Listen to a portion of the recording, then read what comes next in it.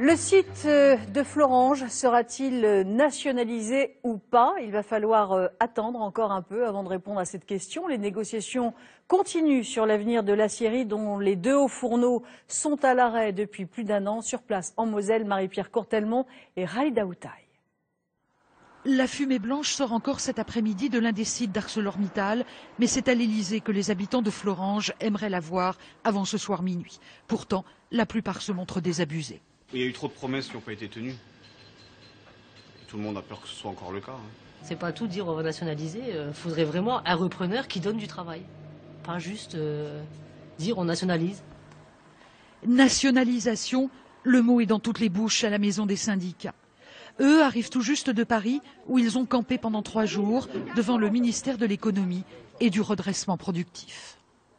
On est tous fatigués.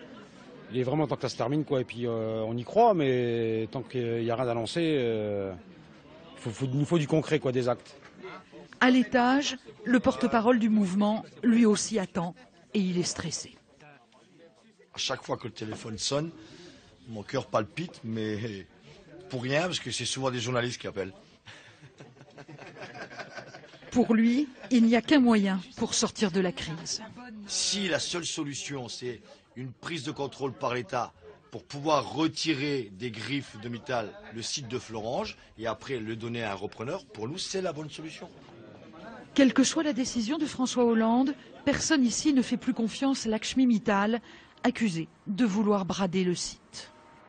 Alors tout semble se jouer en ce moment même à l'Elysée où nous retrouvons immédiatement Anne Bourse. Anne, la décision va donc être prise au plus haut niveau.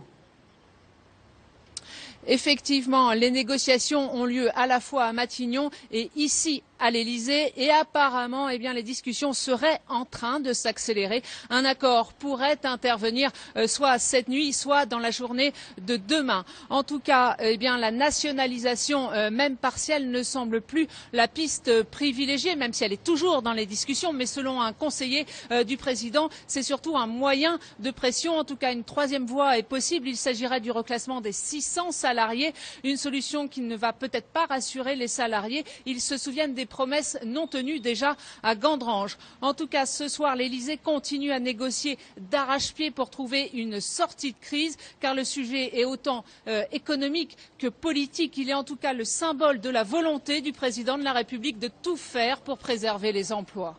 Merci beaucoup, Anne. On s'achemine